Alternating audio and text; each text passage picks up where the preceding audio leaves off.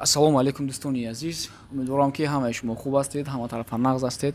Дӯстони азиз, хостам дар бораи вохӯриҳое ки тӯли 1.5 сол аст дар Москав ташкил мекунем ба шумо каме маълумот бидиҳам. Дар ин вохӯриҳое ки мо ташкил мекунем, бисёри муҳоҷирони мо дар ин ҷо омода ба якдигар шинос мешаванд, оҳиста оҳиста дар ягон бизнеси худ партнёр мешаванд. Масалан, моҳи декабр бо иштироки 312 нафар мо як вохӯрии калон ташкил кардагӣ будем. Дар онҷо бисёри бачаҳо омадагӣ буданд, ҳама тоҷикҳо ҳастанд, дар байни онҳо ягон бизнесмен аст, боқӣ монда ҳамааш муҳоҷироне ҳастанд, ки аз такси мезананду дар стройкаҳо кор мекунанду ё ки дар ягон ҷо продавец ҳастанд. Омада дар вохӯриҳои мо бисёр чизҳои нав ёд мегиранд, чунки дар он ҷо на танҳо мо гап мезанем, дар он ҷо мо бисёр соҳаҳо ҳастанд, ки бизнесменҳои ҳар соҳаро фаҳрёд мекунем, омада дар он ҷо гап мезананд. Ва ҳамчунин моҳи июни ҳамин тобистони гузашта ду вохӯрӣ баргузор кардем. Яктоаш дар Санкт-Петербург буд, бисёр бачаҳои Питер омадагӣ буданд, дар он ҷо суҳбатҳо нағз гузашт. Ва ҳамчунин 18 июн дар Москав гузашт бо иштироки 200 нафар, ҳатто зиёд ҳам омадагӣ буданд, зиёд аз 200 нафар иштирок карданд. Дар он ҷо 8 соат гузашт, вохӯрӣ 8 соат гузашт, то дараҷаи вохӯрӣ нағз гузашт, бачаҳо активни буданд. Яъне спикерҳо, нафарҳое ки мо даъват кардагӣ будем, аз таҷрибаҳои худ ба бачаҳо ёд медоданд, чи дар Авито бошад, чи дар Вайлберес, чи дар Яндекс, чи дар такси задану дар стройкаҳо бригада доштану дар тамоми соҳаҳо, аз хитои бор овардану стоматологияю авитсенахи ҷамъ, ҳама хиҷаму ҳамин чизҳо буданд. Бисёр бародаро буданд. Ба ҳамаи спикерҳо ташаккури зиёд мегӯем барои иштирокашон. Бачаҳо хело нағз қабул карданд. Дар ин ҷо ҳатто 2 бор кофи брейк ташкил кардем. Кофи брейк мегӯям, шумо нагӯед ки ман фикр мекунам ки мардуми мо гурусна аст, бароям кофи брейки мо меравад. Не, мо дар ҳар як вохӯриҳоямон ҳатман кофи брейк ташкил мекунем ва ин кофи брейкҳои мо 40 дақиқаӣ давом мекунад. Дар ин 40 дақиқа бисёри бачаҳо хеста, кофе нӯшида, печени хӯрда, ба якдигар шинос шуда, аз якдигар рақамҳояшон гирифта, ки дар кадом соҳа аст, ки чӣ таҷриба дорад ва ҳамин гуна шинос мешаванд.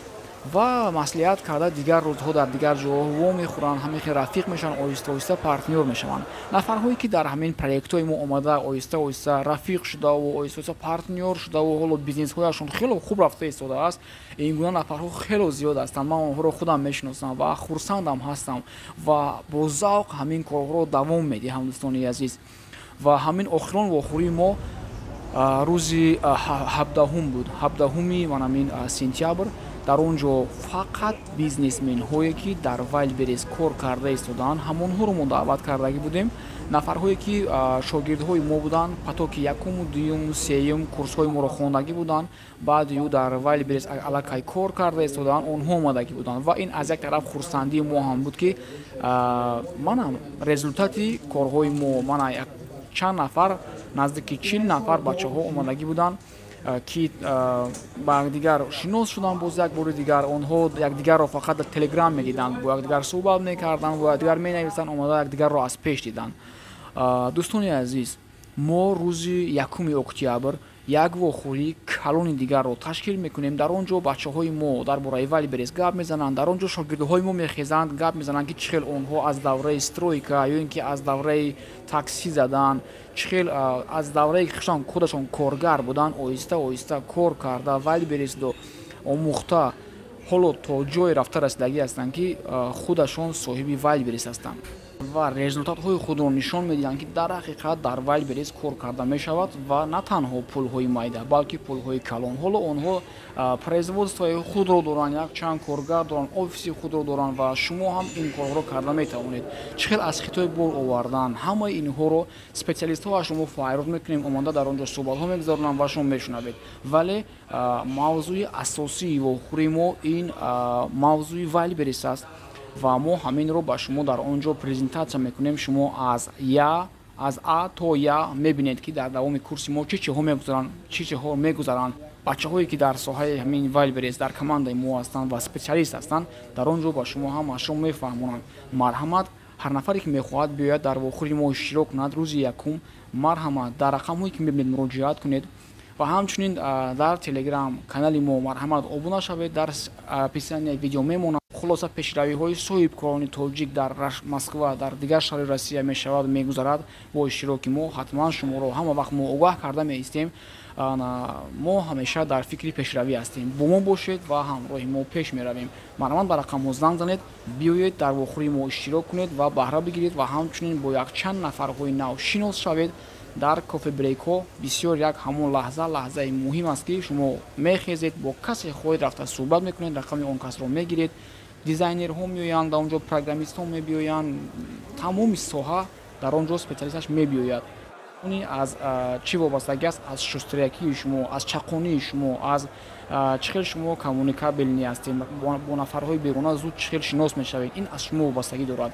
биёед истифода баред, ҳамфикрҳои худро он ҷо ёбед. худованд нигаҳбонатон. бародару волиҷон инҷо нишастагӣ ҳастанд, бародари мо ки аз аввали рӯзи корҳоро оғоз кардагимон то ҳоло дар бари мо ҳастанд. бишнавед ки дар бораи мо чӣ мегӯянд ва дар бораи корҳои мо.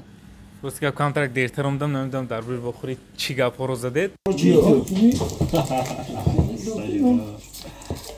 Мафия.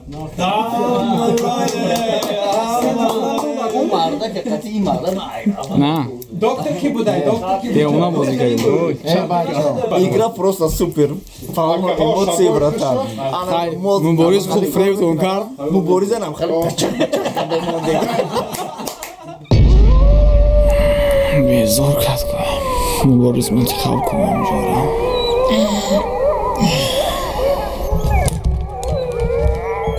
Ина ёфтум шака.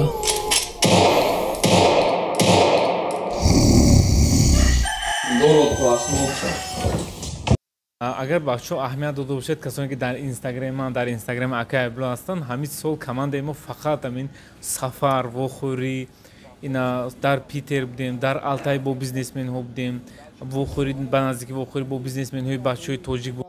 Аз ин вохӯрӣ ман як чизро мебинам, бениҳоят сахт хурсанд мешавам ки масалан баъзан дар телефонам ягон видеои мисол видеои вохӯрӣ ягон мешанд, мебинам ки ҳамон бачаҳое ки дар ин ҷо ҳастанд, ҳамаш обороти ман 900 000, обороти ман 600 000, обороти ман 1 миллион. бовар кунед беҳад хурсанд мешавам ки баъди ҳамин вохӯриҳо дар давоми як сол агар хато накунам на камтар аз 100 нафар точно соҳиб шуд. Агар аҳамият дода бошед, вақтҳои охир ҳама бизнесҳо тариқи онлайн ҳама кӯшиш кардесанд аз корҳои сиёҳ бароянд. баъзе бизнесменҳо ҳатто дар вохӯрии мо мебиёянд, баъди вай мебинед ки бо дигар бизнесменҳо кор карда аллакай якчанд бизнесҳои худро доранд. ин албатта бениҳоят як пешравии калон аст барои бачаҳои мо. як чиз дигарро мегӯям ки ҳамин вақте ки бизнес мекунед, агар дар круги бизнесменҳо бошед, инро вақте мо Алтай рафтем, дар байни бизнесменҳо будем, ҳамин касе ки бизнес надошта бошад, ҳамин саматиёк чӣ мегӯям, ҳамин автоматики уже соҳиби як бизнес мешавад. дар ҳамон ҷо аллакай якчанд нафари мо соҳиби якчанд бизнес шудем. баъд аз ҳамон Алтай омадан партнёр шуда аллакай ина хай ман худам бо як бизнес аллакай бо як кас партнёр шуда кор кардем. дар он ҷо будан бо бачаҳое ки бо як кас аксессуар аз Хитой бор мезад, як нафари дар соҳаи мошин кор мекард, яъне аксессуарҳои мошин мезад. онҳо бо якдигар шинос шуданд, як магазини нав кушоданд. хулоса аллакай якчанд бизнесҳо баъди вохӯрии мо тавлид шуд. хулоса шумо агар дар ин вохӯрӣ мебиёед, як рӯз вақти худро агар ҷудо кунед, ман боварӣ дорам ки шумо дар тамоми ҳаёт аз ин вохӯрӣ омаданатон пушаймон намешавед. ҳамин қадар бачаҳое ки омаданд то ҳол ягон касро надидам ки аз вохӯрии мо гуфта бошад ки эй ман пушаймон шудам. дар зери комментария бинависед нафароки будем дар вохӯрии мо, нависед ки чӣ гуна будак вохӯриҳои мо. касоне ки мехоҳанд ки дар ин вохӯрӣ иштирок кунанд, ҳатман ба ин рақамҳо нависед, номнавис шед. вақте ки баъд занро гирифтем, ака илтимос ман рост меистам, ман япочаам розӣ ки истам, ихе гапо нашад. бисёр вохӯрии мо ҳам мешавад, баъд зала мегирем, мо количествои муайян масалан 300 нафар гирифтем, баъд менависам ака илтимос ман пеш дарба меистам, япоча иштирок мекард. ҳатман ҳамин лаҳза дароед, нависед, номнавис кунед. худованд нигаҳбон. 1 октябр мешавад. 1 октябр дорем. як ҳафта мондагӣ аст.